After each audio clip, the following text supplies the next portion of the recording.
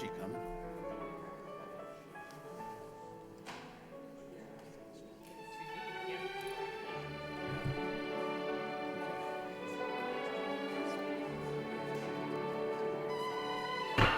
Okay, and shortly after 6:30, we'll call the meeting to order. Would you please stand to salute the flag?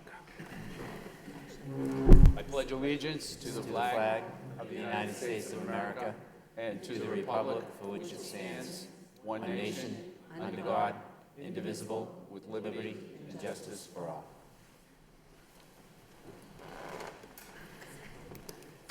Would the clerk please call the roll? Mr. Gendron? Here. Mr. Gignac? Here. Mr. Hoey? Here. Mayor Kennedy? Here. Ms. Martin? Mr. Dakota? Here. Ms. Doherty? Here. 6 present, 1 absent.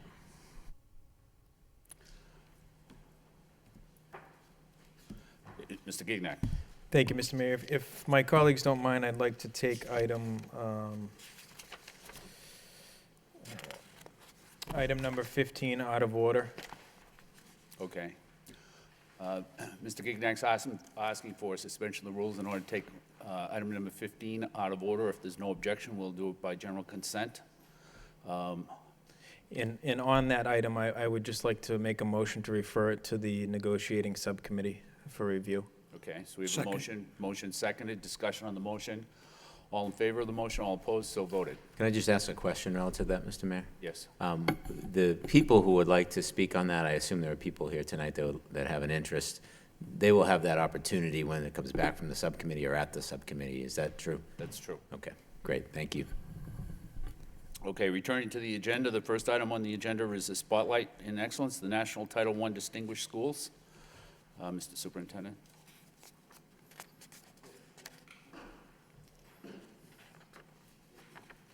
Thank you, Mr. Mayor.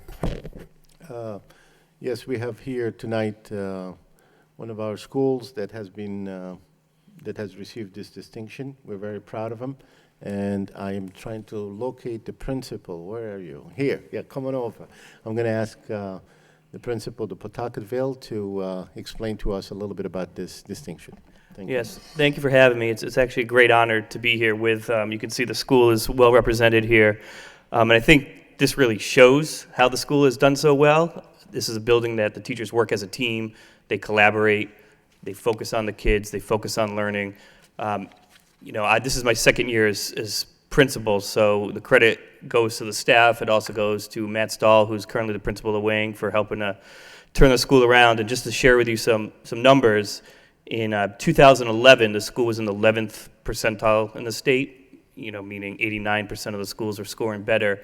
And since 2011, now we're in 2016, we're in the 57th percentile. So that's quite a jump in only a few amount of years. And, I know a lot of people say that it's about hard work, but, personally, I think that word is overused because a lot of people work hard. They work smart, very dedicated, very committed to the kids, constantly meeting, working together, working on lesson plans together. It's all about the collaboration. This is not a building where people work in silos. They work with each other. And I think that's the secret to the achievement of the school. So you can see we're very well represented. I was very proud of them for all coming. They wanted to come and show their support. And so it's a great honor. And basically what it is, it's the National Title I called me, the state office of the Title I called and said that, first I got a bunch of emails and I didn't respond to them because I get a bunch of emails from the state, and they're like, did you read that email? And they finally got through, and I said, no. And I pulled it up, and it was, you are one of 2 schools in the whole state of Massachusetts to get this award, and specifically it's for closing the achievement gap between subgroups, making great progress in that area. And every time I've talked to someone, they've stressed that this is a major award. Don't take it lightly. There's only 100 schools in the whole nation that are getting this award, and we're hoping to fly out to Long Beach, California to receive the award and attend the conference. So it's, again, a great honor. So thank you. Thank you. Thank you.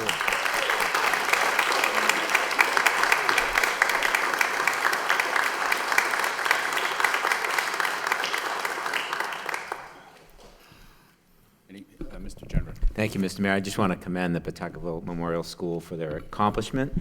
You know, Pawtuckettville Memorial is one of those schools, when you walk in the building, you can kind of sense the energy.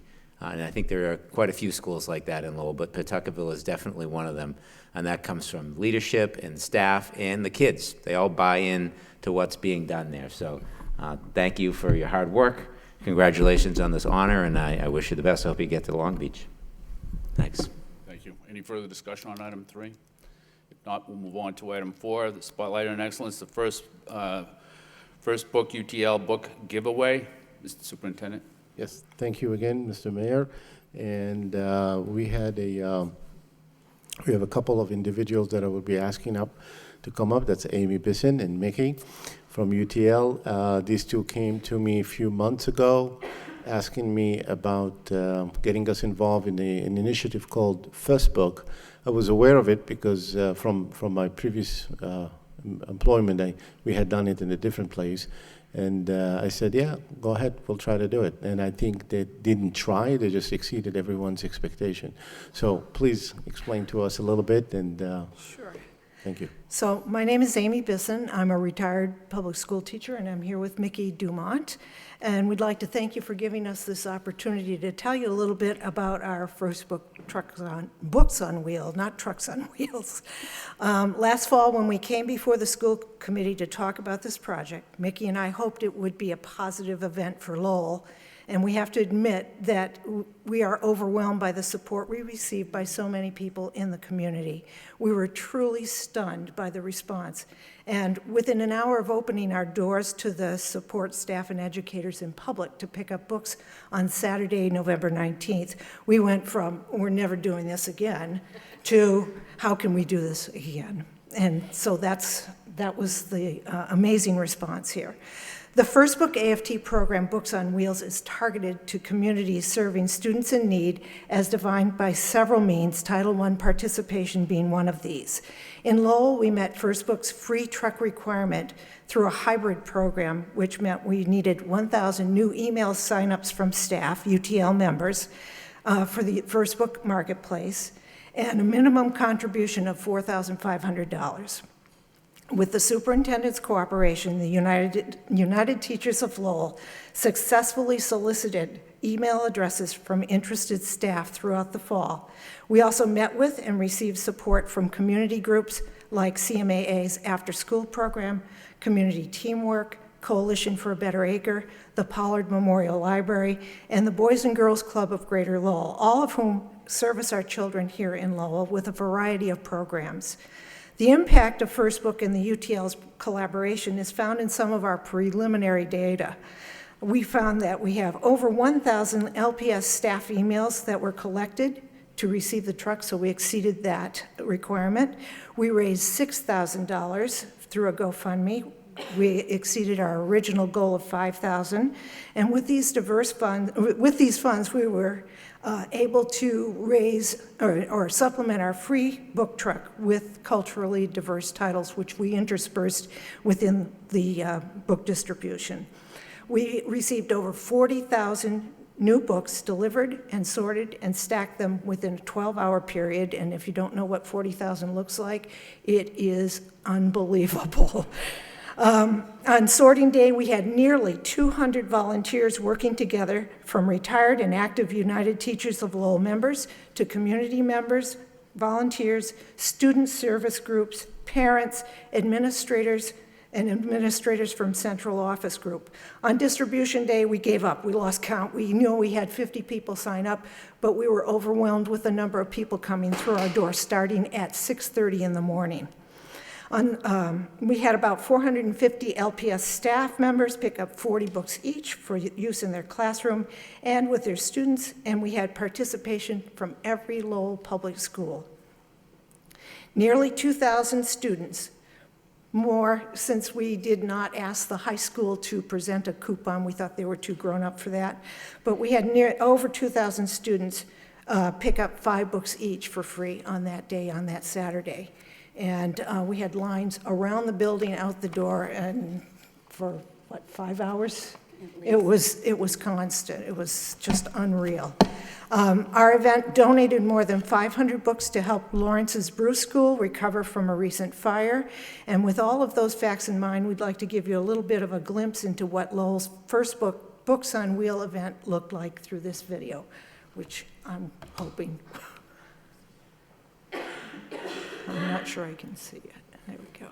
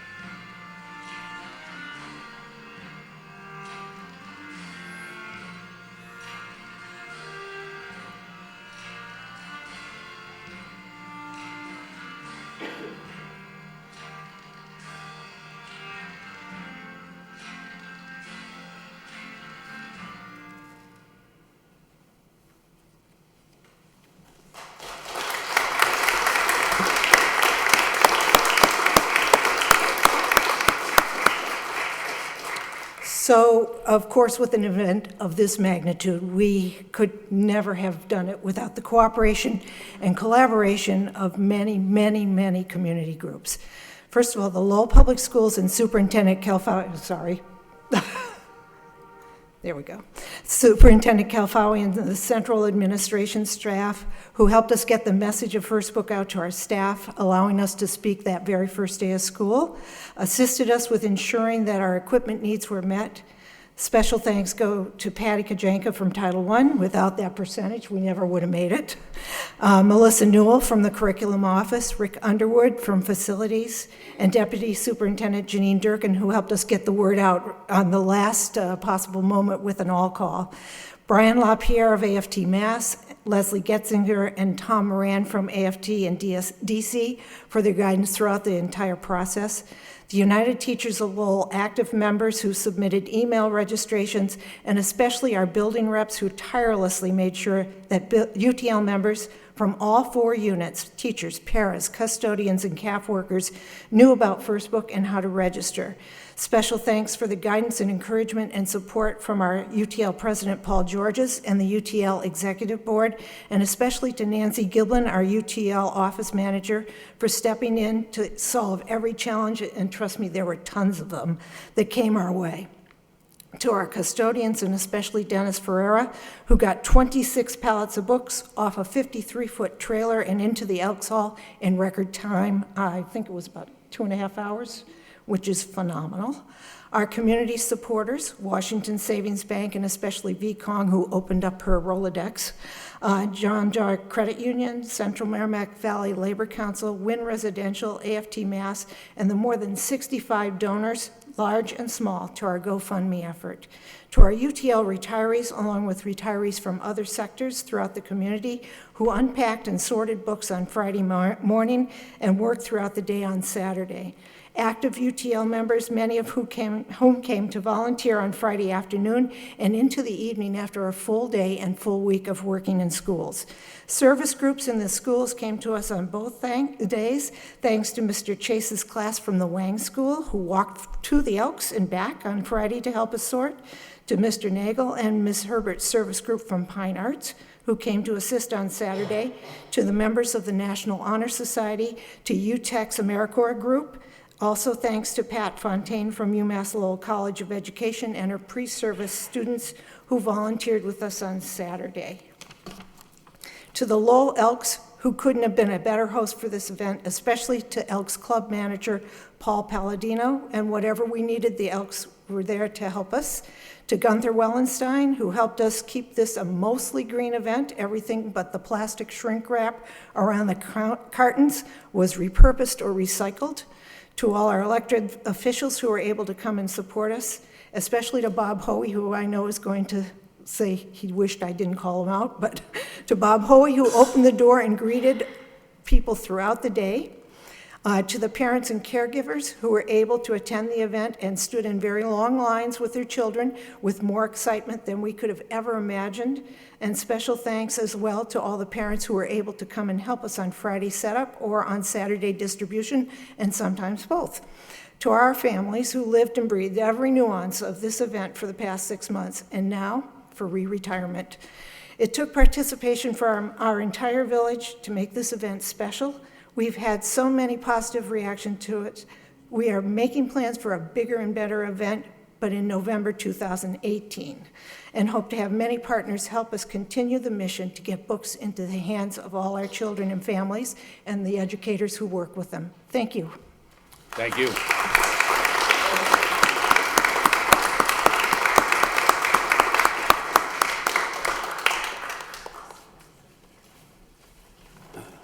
Any discussion?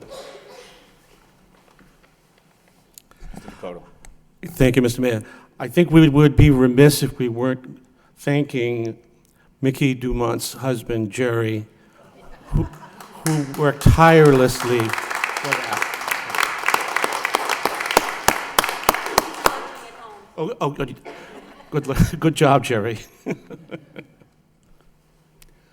Mr. Hoey. Mayor, Mr. Hoey, I thought you looked pretty good in that cameo appearance on the video. Thank by you the way. very much.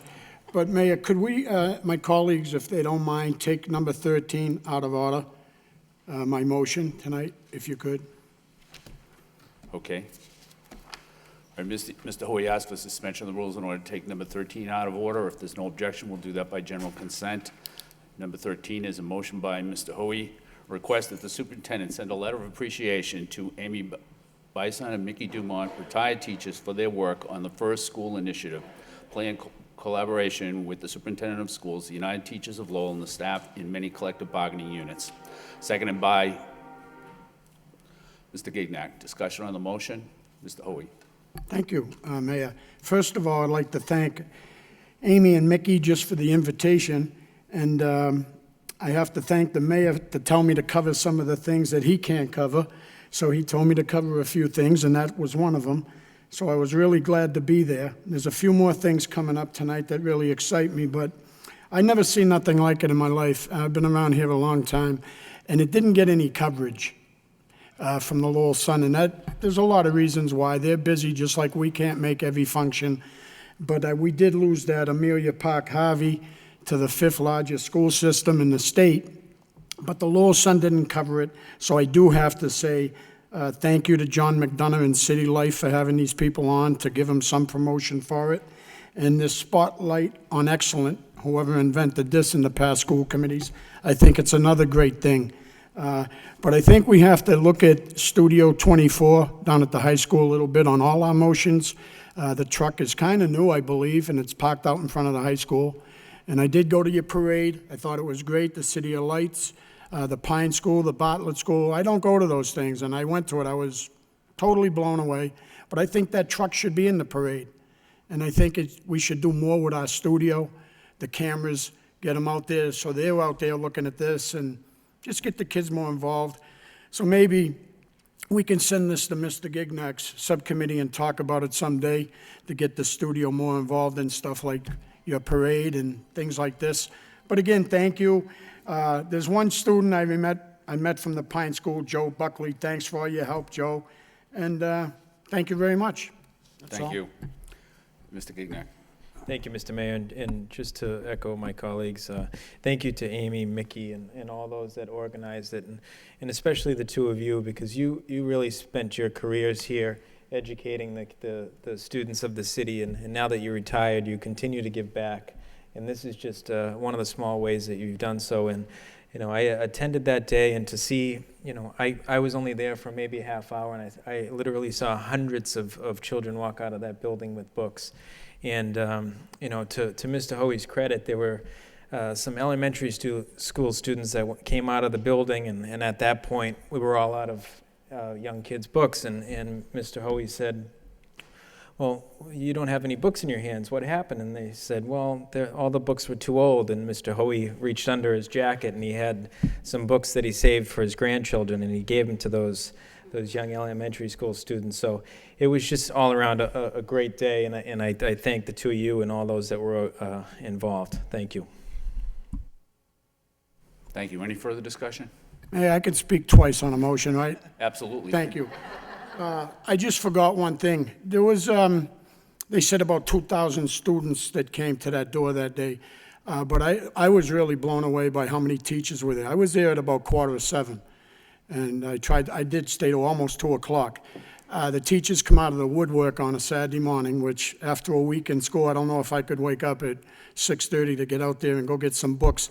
So I just want people to realize if you didn't make it there because you didn't have a vehicle, I know there's books in your schools.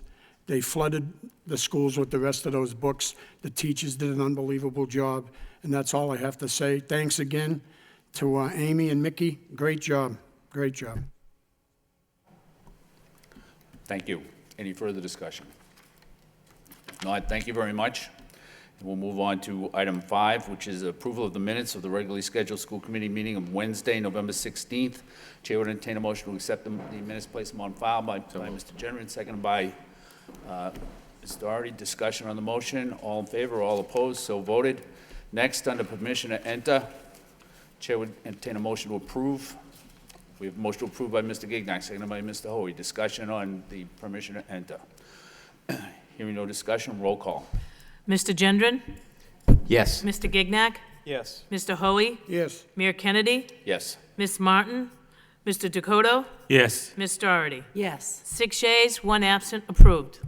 Next, under memorials, we have 3 memorials this evening. The first one is for Mary Donovan, daughter of Ann Donovan, adult ed teacher, niece of Betty McCannon, adult education director, sister-in-law of Sarah Donovan, Moody School teacher, sister-in-law of Holly Donovan, Green Isles teacher, and sister of Brian Donovan, former Lowell Public School Technology Department staff member. The second one is for Antonio DeProfio, father of James DeProfio, athletic director and physical education chairman. And the third one is for June Hooley, retired school nurse, and the aunt of Shaughnessy School Principal Susan Mulligan.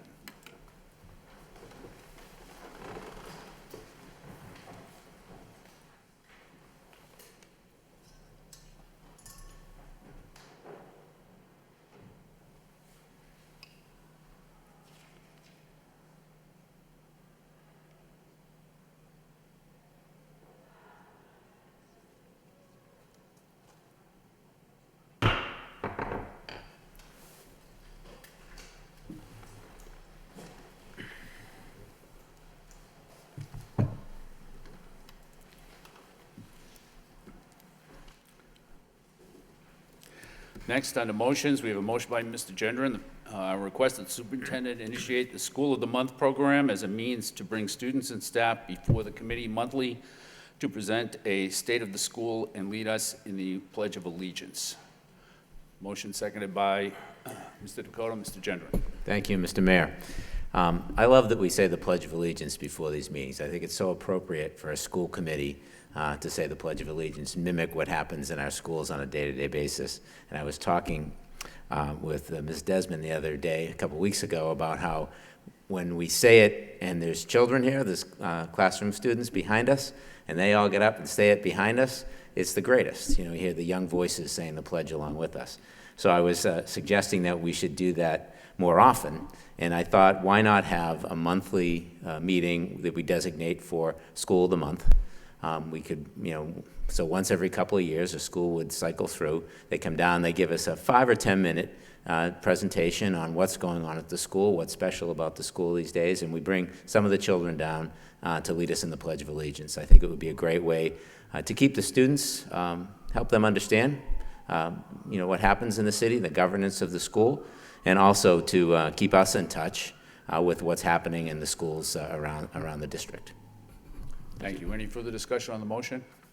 If not, all in favor of the motion, all opposed, so voted. The next motion of the evening is by Ms. Martin, who isn't here, but requested that the motion go forward. So the motion is requesting a report on the current science fair opportunities for the Lowell Public School students and any plans for expansion for fiscal year 2017 or 2018. Seconded by Ms. Doherty. Discussion on the motion. All in favor? All opposed? So voted. The next motion of the evening is a motion by Mr. Hoey. Request that the superintendent send a letter of appreciation to Roberta Keefe, principal of the Moody School, and the entire Moody School staff and students to thank them for their Veterans Day musical held on November 17, 2016. Motion seconded by Mr. Dakota. Mr. Hoey. Thank you. Well, like everybody knows, I'm big with music. I think it's a big part of our schools, and it should always be a big part of our schools. And I'm big on the arts. But what they had at the Moody School on the 17th, to me, I haven't seen nothing like this in a while. They have a new music teacher there. Last year, I was there for something in the holidays in the school. That music teacher retired, and they picked up a new teacher, Valerie Kohart, I believe her name is. She came from the Pine School and transferred over to the Moody School. And they honored the veterans there, and we had one veteran who was a 2012 graduate out of Lowell High School. Her name was Samantha Griffin, who did a tour in Afghanistan. And her mother is a paraprofessional at the Moody School, Lisa Ryder. I do know her father, Charlie Griffin, and I know they're very proud parents of her. But the musical that I seen the other day by these children, I have some cards I want to show my colleagues later, but they sang one song, Somewhere Over the Rainbow. I made it through that one. And then they played taps near the end of it, and I didn't make it. I just broke down. And there was a little girl that come up to me, gave me a card. She goes, "I seen you crying," and I felt sad, so she gave me the card. And then they started to pass out a bunch of cards to all the veterans. And I read some of them when I went home. There was people saying, "Thank you that I'm free. Thanks for saving me from being a slave." I mean, I have some real serious cards coming from elementary kids. But they put on a performance. I wish Andy could see it. I know how much he loves music. Go to the next holiday thing the Moody School has, series. You got to hear these children sing. And I don't know what it is, but sometimes when people transfer, like from one job to another, they seem to get their wings. Like, I'm hoping we give the wings to our new curriculum lady and let her go, and all these people that we've hired new. And I'm just so proud of everybody around here. But this was another great thing that I seen, and I just want to make sure we tell the Moody School how good and how proud we are of them. Thank you. Thank you. Mr. Dakota? I'd like to propose adding an amendment to that, because I went to the Butler School Veterans Day performance that Mrs. Jusom does, and Ms. Desmond was there as well, and as was Janine Durkin, and it was a fabulous program, as she does every year, inviting so many of the veterans to that performance, and it's always well attended. The kids were fantastic, just very similar, very emotional. You know, all of the music was perfect. I think I would like to add the Butler School's performance as well to that. Any further discussion? I would agree with the Butler School. I was at the Pearl Harbor Day ceremony this morning, and the Butler School was there, and they have a big choir, and they did a tremendous job there. And also yesterday we had open house, a Christmas event here at City Hall, and the Lowell High School choir was here. So, maybe we could send out 3 if there's no objection. That's no objection to me. I'm just saying this was elementary. I could have put these 2 up against those. That's how I felt. It was unbelievable. So I still think the Moody School, if you have a chance, you should go see it this year, because I couldn't believe elementary kids sounding like that. And I have music throughout my family. I was that impressed. So yes, send a letter to all of them. I appreciate it. Thank you. Thank you. Any further discussion on the motion? All in favor, all opposed, so voted. Next, on the subcommittee reports. We have a report from the Lowell High Subcommittee. Mr. Gignan. Thank you, Mr. Mayor. The Lowell High School Subcommittee met on November 16th. All the subcommittee members were present, as well as the Assistant Superintendent for Curriculum and Deputy Superintendent. Also in attendance were the Student Advisory Committee from the high school. And we had one item on the agenda, and that was to review the Lowell High School Committee, the Lowell School Committee Lowell High School Student Representative proposal. And as you may recall, this proposal was submitted to the full body a few meetings ago, and the committee had some concerns, some questions for the Lowell High School students to think about and come back to the subcommittee with. And I'm happy to tell you that the students took all of our questions into consideration, revised their proposal, and the full Lowell High School subcommittee was very receptive of that.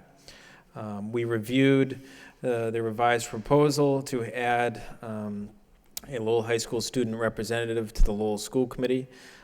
This year, that would include a rotation of the class president and vice president, and then next school year, the class president would serve the full year, correct?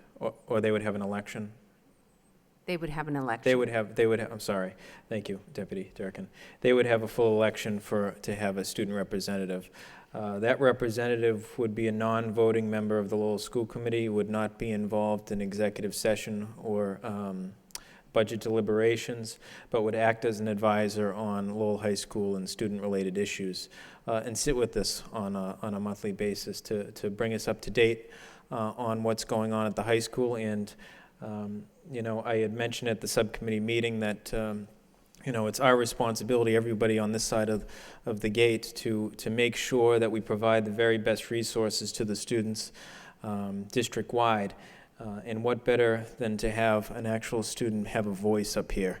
And we were, as a subcommittee, truly proud that you took our questions into considerations and revised that. And as a result, the subcommittee would like to bring forward to the full committee a vote to accept their revised proposal and bringing a student representative to this body. Mr. Mayor, I'd like to make that in the form of a motion. Okay, do we have a second to the motion? Second by Mr. Hoey. Discussion on the motion. Roll call. Mr. Gendron? Yes. Mr. Gignac? Yes. Mr. Hoey? Yes. Mayor Kennedy? Yes. Ms. Martin? Mr. Dakota? Yes. Ms. Doherty? Yes. 6 yeas, 1 absent, approved. And I just want to, Mr. Mayor, if you don't mind, I just want to mention that Anase, the class president, is here with us, and congratulations to you and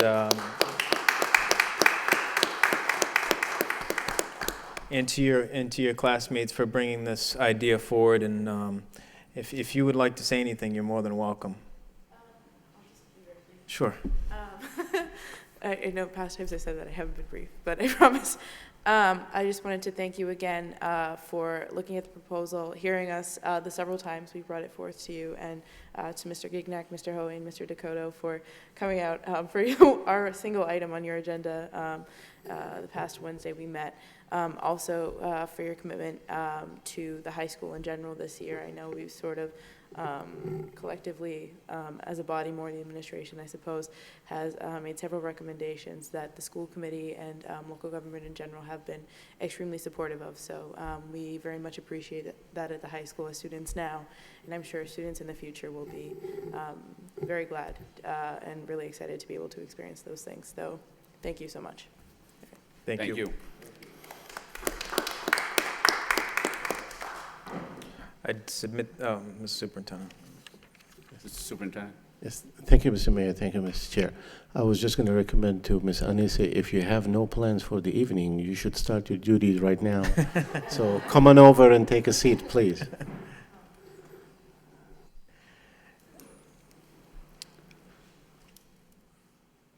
And with that, Mr. Mayor, I'll submit that as a report of progress. Okay, we have motion to submit the report from the Lowell High School Subcommittee as a report of progress by Mr. Gignac, seconded by Mr. Hoey. Discussion on the motion. All in favor? All opposed? So voted. Next, on to reports of the superintendent. The first one is the policy for the admission of children and non-resident school employees. Do we have a motion to approve? Oh, I'm sorry. That's right. All right, the next item is the LPS strategic plan presentation. Do we have a motion to accept that as a report of progress? Mr. Superintendent. Yes, thank you, Mr. Mayor.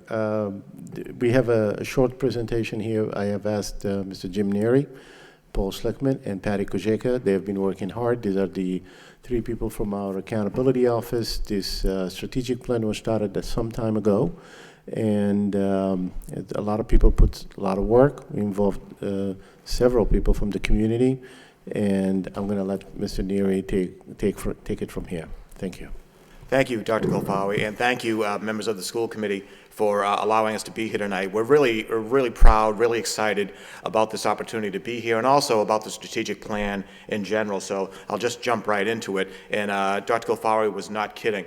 It's been a lot of work, and a lot of time has gone into it. I remember back to the very first meeting Dr. Golfawi had with us at leadership with the principals, assistant principals, and district leaders, and he said he's looking forward to a dynamic plan. He didn't want anything that's going to sit on a shelf. He wants something that's actionable, things that are going to make a difference. He also wanted to be a collaborative effort and eventually a successful effort. And so we got to work on it. And he also suggested and actually made a point, he wanted this to be a community plan. He wanted the voice of the community involved. So we went to work. The very first piece took place at Lowell High School. As always, Mr. Martin and his staff, very, very gracious hosts. The choir, there was a quartet to greet us with the national anthem. At the end of the night, Lowell High Band came in with a rousing Lowell High fight song, and everybody was up singing it. It was a great night. But the really important thing was we had about 150 community members there that night, and they were there for one reason, and that was for the kids of Lowell to ensure their futures. It was really quite a night. The work got going right away in September of 2015 at our Leadership Academy, which is when our principals, assistant principals, and district leaders get together monthly. And what we did right off the bat, and I'm sure Mrs. Durkin remembers, Deputy Superintendent Durkin led us in looking at our vision and our mission statements as they existed at last year in 2015, and asked the question, are these still relevant? Do they require change? And led us through that activity. And the answer was, yeah, kinda. You know, times are changing, and we need to change too. And it was quite an effective day when we did that work. We just kept going and going. We looked at data from all over the place. Student data, test results, attendance data, discipline data, disaggregated data by subgroups, and so on and so forth. That led us to, oh, there are some areas where we're very, very strong. There are some areas that require improvement. So we started to dig into why, doing causal analysis. Why is it that we're really strong here and we need work here? From all of that work with our leaders, what we ended up with was a set of strategic objectives that really launched the planning process, along with the work of our community task forces. I don't know if anybody else remembers the miserable weather that took place on a November night. It was a freezing cold night, rainy, and still we had about 50 people from the community show up to get our community task forces started. And what happened after that, folks decided where they had an affinity. If people enjoyed the arts, they went on to the arts task force. If they enjoyed curriculum and instruction, they wanted to be on there. And people decided where they wanted to work. We ended up with a dozen or so task forces that took on everything from academic instruction to bus safety. And there were 12, well, I forget the number of reports, but a number of reports were generated giving us recommendations for how Lowell can move forward. It was just tremendous, the community involvement there. Well, after that, I'm sorry, I'm supposed to be manning this thing too, and I'm doing a terrible job at it.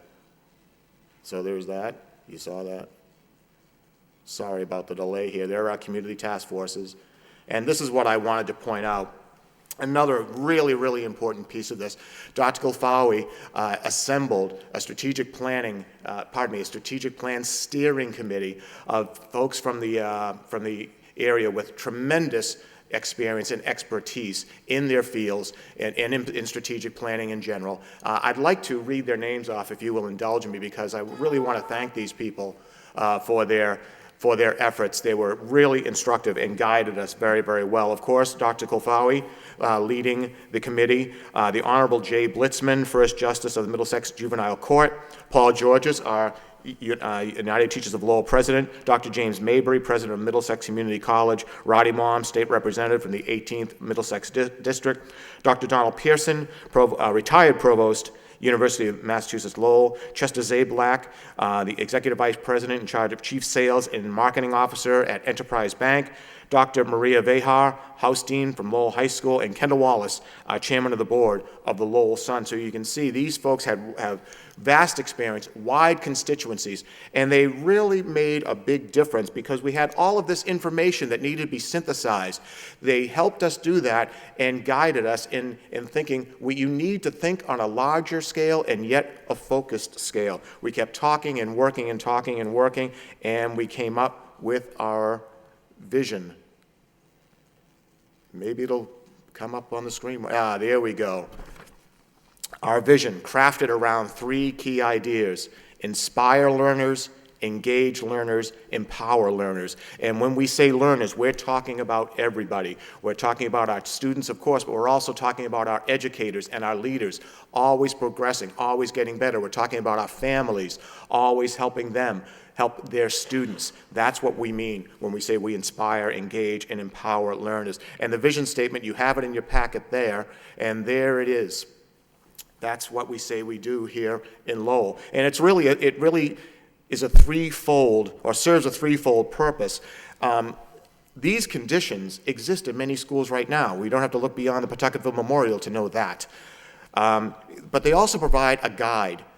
You've heard of the elevator speech. You know, when people say, what's your company about? Here's my elevator speech. Well, this could be our elevator speech in Lowell. What do? We inspire, we engage, we empower learners. That's what we do here. And finally, it's a bold image for the future that come 2021, when Dr. Kofawi's sitting up here, and how's it going here in Lowell? Well, I can tell you, every learner in Lowell is inspired, is engaged, and empowered. That's what we're shooting for. Our values, which also came from all of the work of leaders, the community, and our steering committee, were built upon the activity that Mrs. Durkin led us in. We started with our former vision statement and just grew it to be more inclusive and yet still focused on some key areas. And, to break it down quickly, I'll get it up on the screen if I can. To break it down quickly, we believe, number one, we believe in our kids and we believe in our teachers. We believe that we want, and we do have, welcoming and respectful schools. We believe that we value the professional growth of our teachers. We believe in partnerships, and we want to practice, we believe in practicing equity and transparency in everything that we do. Well, the question that should be on your mind right now, that's really, really great. Sounds terrific. What about the work? What about the goals? What about the mission? Well, I'm going to turn it over to Patty Gajeka, who will be able to talk to us about what we came up with called the Pillars of Urban Excellence, which address our goals and our mission. Thanks, Jim. Good evening. It's a pleasure to be here with you and to share the work that has been done on the strategic plan. And as Jim said, the pillars really are the guiding principles that will support our vision so that we will realize and be able to get where we want to go. And they also promote our values. In your packet, you will find, it may be easier to see, each individual pillar that is listed. And those pillars have corresponding strategic objectives and strategic initiatives that are organized and coded for easy reading. For example, Pillar 1 is coded TL.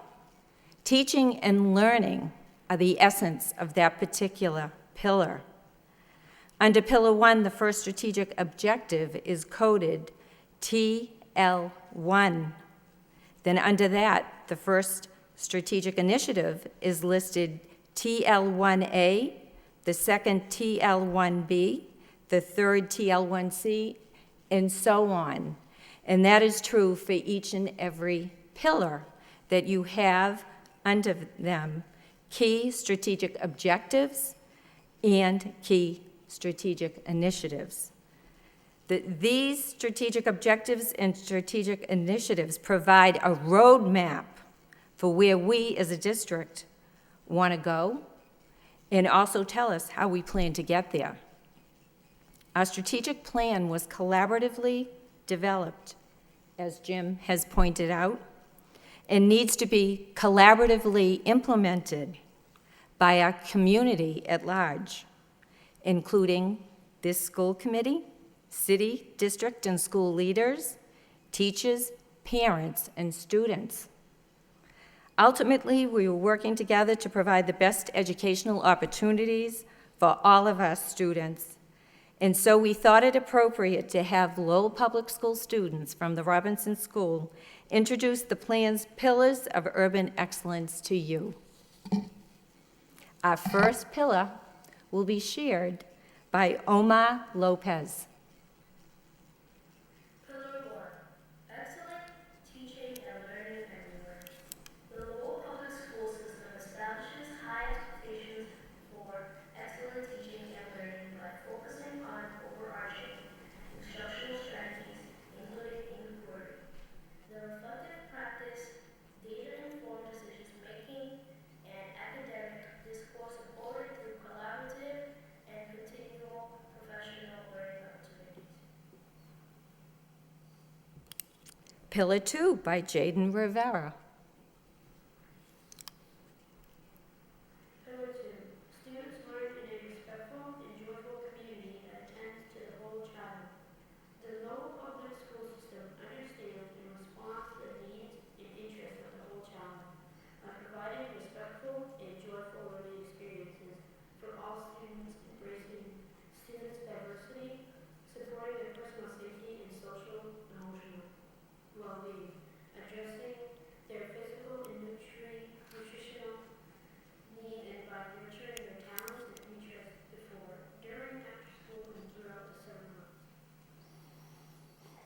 Pillar 3, Maureen Onion Aho.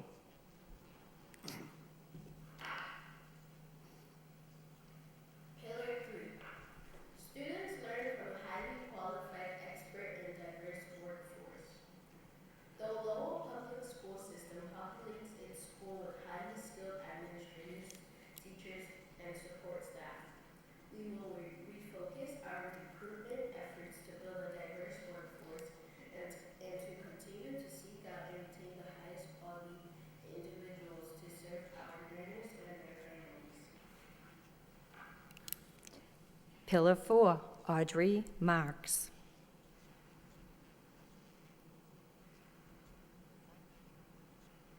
Pillar 4. Every educator engages parents, the community, and partners. The Lowell public school system operates transparently and engages in effective collaboration and responsive communication with all families, community stakeholders, and community partners by providing and utilizing timely, accurate data to support financial decision-making, envisioning of the district's future, and long-range planning. And Pillar 5, Kate LaBelle. Pillar 5. All schools have adequate, equitable, and safe facilities and resources. The Lowell public school system offers a cost-effective education that maximizes taxpayer dollars and utilizes effective practices, academic research, and rigorous evaluation to provide students and staff with facilities, resources, materials, and infrastructure required for excellent teaching and learning in a safe and healthy environment. We are really pleased that the children had the opportunity to share the pillars with you, and they were very excited about it, as we are excited here sharing them with you. And that's what we hope, that this plan will be something that everyone in the Lowell community embraces and understands and commits to supporting. So that really was very important to us to have the children. And at this time, I would like to have Paul continue with the presentation. Thank you. Thank you, Pat. Thank you, Mr. Mayor, members of the school committee. It's an honor to be here tonight. If this strategic plan is not going to sit on a shelf and gather dust, if it's going to be living, if it's going to be embraced by the community, if it's going to be a meaningful document and a meaningful part of our lives, we have to track it. We have to hold ourselves accountable to what's going on. And when I talk about accountability, I'm not talking about accountability as a punishment tool, much as the state might do it in terms of the way they rate schools. I'm talking about accountability in the way it should be. It is a support structure. So we know where we are and we can make really good decisions about how we get to where we want to be, thinking of it as a GPS. And one of the tools we're going to have to do that is a data dashboard. And so what we're looking to do is we're going to establish targets, we're going to establish benchmarks, and we're going to be able to track our progress. And we're in the process of developing this data dashboard right now. And too soon? Okay. And this is the front page of the dashboard. So it's going to be organized just the way the strategic plan is by the 5 pillars. And we've started to build out for Pillar 1, 3, and 5. It's in development, so it's not ready for prime time yet, but as soon as we get the whole thing up and running, we'll certainly be presenting it with hopefully some fanfare to the community. Next. One of the things that obviously is going to be a part of every dashboard that's looking at academic achievement is to take a look at our test scores. And this dashboard is interactive. You can interact it by school, by grade level, by high needs groups. And in 2016, we had a unique situation in which we have PARCC scores and MCAS conversions to the PARCC scores.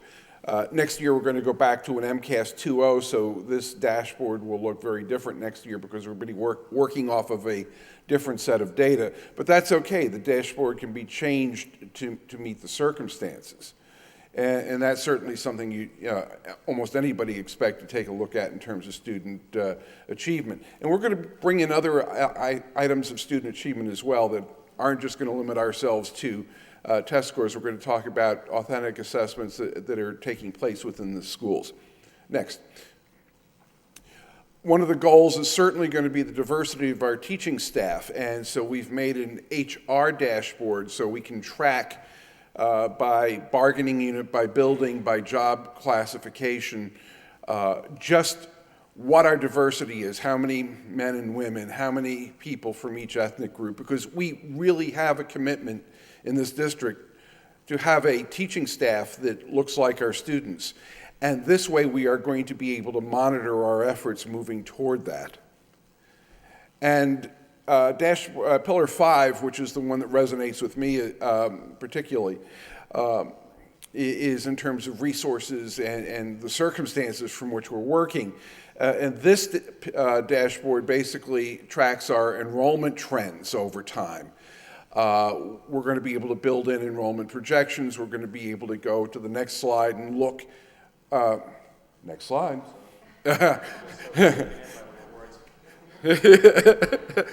Next slide, and we can go down to having a live, real-time class size dashboard. So we can look at any given time and see what our class sizes are throughout the district. And I know that this is going to be valuable information as we approach the budget season, so that we can really, in real time, thoughtfully make budget decisions based on data available to the committee. And this is going to be a tool designed to help the decision makers, the school committee of this district, move forward. And along with the accountability, there's oversight, and there are people who are going to take ownership of oversight in the pillars, although they do overlap tremendously, so that fortunately it's a very collaborative group. We're not really having boundaries or silos, but we do have responsibility. Pillar 1, which is academic, will be Assistant Superintendent Desmond for CIA. Pillar 2 would be Deputy Superintendent Durkin. Pillar 3 for HR would be Ann Sheehy, our Director of HR. Pillar 4 will be overseen by the superintendent. And Pillar 5, which is resources by Assistant Superintendent Gary Frisch. Thank you, Paul.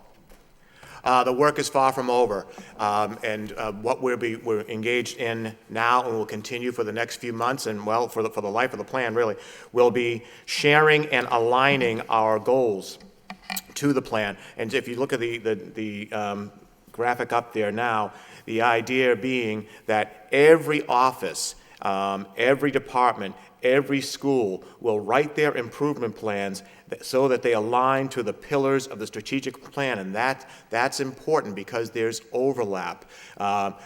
You may work in a particular office. I work in accountability, and yet I will need to respond, write goals for Pillar 1 about academic achievement, also about student safety, also about engaging with the community. That will need to be part of my work. So everyone that writes their plans are going to have to address the pillars as they go. And as you can see, the line goes across there. We need to align all of our work to, and eventually, to the vision for our schools, which, as we said at the beginning, is to inspire, engage, and empower. And through all of this effort, we're hoping that we come to what Dr. Kilfawi asked for at the beginning, was a dynamic, collaborative, and a successful plan. Thank you very much. Oh, wait, one more thing. There you go. School, they thank you. Thank you. Thank you. Any discussion?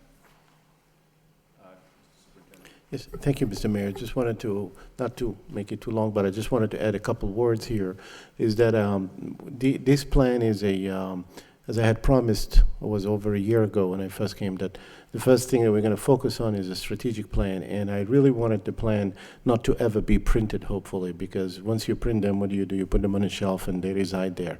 But to be really dynamic in the sense of using a true dashboard. So what we're going to be tracking here is the dashboard is going to be dual-faced. One face of it is to the public, and each pillar and each one of those strategies will have some, what we refer to as a KPI, key performance indicator. So the public can really get into the dashboard and monitor all that we promise to the people. When we say, you know, we work toward diversity of our staff. Is it really happening year after year? Are we on target for our goal? But there's another level to it that is really important to us as educators, is the ability, when you log in with your proper credentials, the ability to drill down. So a principal can go into their school and look at a particular KPI and drill down and go all the way to the student level. Obviously, a lot of that data cannot be made public because of confidentiality, but this tool will become a very valuable tool for the teachers that can work with it, for the principals, for the leaders of the school district. So that's really going to be the plan. The plan is going to be really electronic, and we hope that that will deliver the transparency that we've always promised we will have and aim to deliver. And you will see it evolve. It's not an easy one. We're building it on a shoestring budget, and I want to thank the staff that worked on it. It was absolutely a tremendous task, and this is about my 4th plan in my career that I did, and I can tell you this is probably the fastest that we've done with almost no budget at all. And so thank you to all the staff, but not only the 3 that are here, but everybody else. I also don't want to miss some of the members who worked very hard with it. Those some were no longer with us, like Cheryl was very much a part of it, Cheryl Kirkpatrick, and also Miss Ann Sheehy. Those 5 people are really the ones who led us, and obviously the executive team here were every day involved with it. And the UTL has been very much a great partner since they helped in all the way in every one of the meetings. Thank you.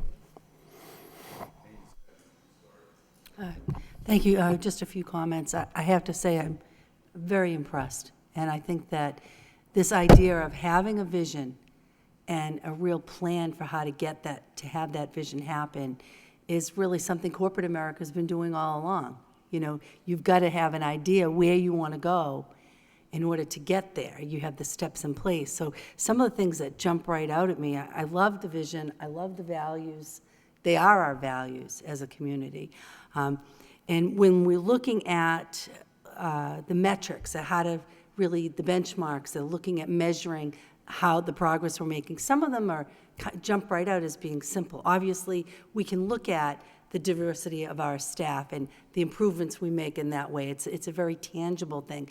We can look at our test scores and how our students are improving. But some of the other ones are not, at least they don't jump out to me as being so clear, the evidence. And I'd be looking for, you know, how we're going to be able to measure those aspects, you know, educating the whole child. What are some pieces of evidence that you might bring before us to show that? Or that we're making best use, to speak to Mr. Frisch's area of responsibility, best use of our funds and really cost-effective spending of our resources. Those are some things that I'd be, you know, I know it's an evolving process. I just want to say, very excited about what we're seeing tonight and looking forward to, you know, getting the dashboard up and you know, learning more as we go. Thank you. Thank you, Mr. Mayor. I have to agree with Ms. Doherty. I think that this is excellent. I'm really happy with what you've developed here. I think it's comprehensive, it's well thought out, and it provides a framework now for everything that we do going forward. You know, as we think about what we do on a day-to-day basis in a school district, we can align it with, okay, how does that fit into our vision and our strategic plan? So we can move from the vision back to the goals, right back to what am I going to do today, this morning, to help achieve those ultimate goals and visions. And I think your idea of keeping it electronic and alive is good, because you're right. If you have a plan that's, sitting on your desk, it gets covered with stuff and your coffee's on it, and you never really actually get to implement it. So I think that's a great idea. And I'd also like to suggest, and maybe this is part of the plan, that maybe we even back it down to performance evaluations, that we structure performance evaluations for your staff and even for you around this strategic plan, so that the objectives and goals that fall into an individual's performance evaluation will align with this strategic plan and vision. Thank you.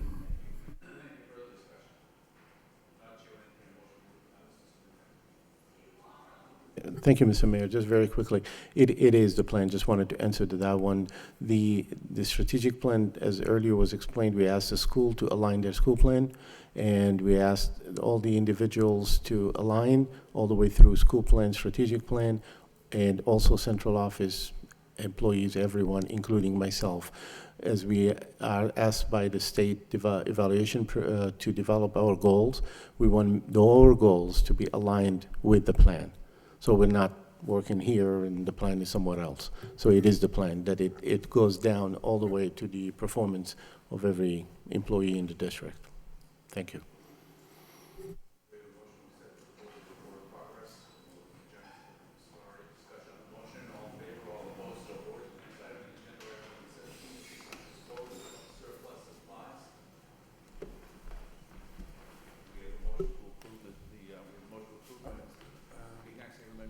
Discussion on the motion to approve the disposal of surplus supplies. Roll call. Mr. Gendron? Yes. Mr. Gignac? Yes. Mr. Hoey? Yes. Mayor Kennedy? Yes. Ms. Martin? Mr. Dakota? Yes. Ms. Doherty? Yes. 6 yeas, 1 absent, approved. Next, under new business, we have a request to reschedule the Wednesday, April 5th, 2017 early release day. Ms. Doherty. Do we have a substitute date, or? Mr. Superintendent. Yes, I'm going to defer to Assistant Superintendent Desmond to respond. Thank you, Superintendent Kafawi. Yes, we have an alternative date. So I'm proposing that we move it to the Wednesday before. So Wednesday, April 5th was the originally scheduled early release date, and I'm proposing that we move it back to Wednesday, March 29th. And the reason for that is because the schedule of early release dates were voted for and approved before the MCAS schedule was released. And because this is a new MCAS assessment, it's MCAS 2.0, in the past, MCAS ELA dates were in March. This year, they've been released for the month of April. And our ELA window is April 3rd to May 3rd. And as you know, we have April vacation within that window. We also have a Friday off for the Good Friday holiday observance. And then above and beyond that, we have now an early release scheduled. So it's limiting us as far as the amount of days in the month of April to assess. Motion to approve by Ms. Doherty, seconded by Mr. Gignac. Any further discussion? Roll call. Mr. Gendron? Yes. Mr. Gignac? Mr. Hoey? Yes. Mayor Kennedy? Yes. Ms. Martin? Mr. Dakota? Yes. Ms. Doherty? Yes. 6 yeas, 1 absent, approved. Next, under new business, we need a motion to, well, we have to appoint a school committee member to the Health and Wellness Policy Advisory Committee. Mr. Gendron. Yes, Mr. Mayor, when I think about health and wellness, the first thing that jumps to my mind is Jackie Doherty. So with that in mind, I'd like to nominate Member Doherty as the school committee appointee to the Health and Wellness Policy Advisory Committee. Okay, well, I think we have to do this vote the same way we did the vote for vice chairman, I think. So every member would just state a name. So roll call. Just a second. Oh, we need a second to that by Ms. Doherty. Mr. Gendron? So you want me to say a name? Yeah. All right, Jackie Doherty. Mr. Gignac? Jackie Doherty. Mr. Hoey? Jackie Doherty. Mayor Kennedy? Jackie Doherty. Ms. Martin? Mr. Dakota? Jackie Doherty. Ms. Doherty? Jackie, Jackie Doherty, new appointed member. Congratulations. I understand there's free lunch involved in these meetings, so it's a good thing. Okay, next we have conventions and conference requests. There are 2 requests. We have a motion to approve both requests by Ms. Doherty, seconded by Mr. Hoey. Discussion, all in favor, roll call. Mr. Gendron? Yes. Mr. Gignac? Mr. Hoey? Yes. Mayor Kennedy? Yes. Ms. Martin? Mr. Dakota? Yes. Ms. Doherty? yes. 6 yeas, 1 absent, approved. Item number 22, under professional and personnel, is the members of the United Teachers of Lowell hereby donate 58 sick leave days to Linda Clough, Bartlett's community school teacher. Do we have a motion to approve by Mr. Gendron, seconded by Mr. Dakota? Discussion, roll call. Mr. Gendron? Yes. Mr. Gignac? Yes. Mr. Hoey? Yes. Mayor Kennedy? Yes. Ms. Martin? Mr. Dakota? Yes. Ms. Doherty? Yes. 6 yeas, 1 absent, approved. That concludes the regular agenda. The next scheduled meeting is the 21st of December. Mr. Gendron. Thank you, Mr. Mayor. So in light of the fact that the next meeting is just a few days before the Christmas holiday, I wondered if it might make sense to waive that meeting and maybe just ask the superintendent if there's anything pressing on the agenda for that evening. I did check with all staff, and I think everything we have on the agenda could wait to the first meeting of January. So in light of that, I'd like to make a motion that we cancel the meeting for the week of Christmas. Okay, we have a motion to cancel the meeting of December 21st by Mr. Gendron, seconded by Mr. Dakota. Discussion, Mr. Gignac. Thank you, Mr. Mayor. Just one comment. I believe the school committee has to vote on the education plan for the new high school building project in the month of December, so we can hold a special meeting when that's available. Yes. Okay, thank you. Okay, roll call. Mr. Gendron? Yes. Mr. Gignac? Yes. Mr. Hoey? Yes. Mayor Kennedy? Yes. Ms. Martin? Mr. Dakota? Yes. Ms. Doherty? Yes. 6 yeas, 1 absent, approved. Chair will entertain a motion to adjourn. Motion to adjourn by Mr. Hoey, seconded by Mr. Gignac. All in favor, all opposed? Stand adjourned. 7:44.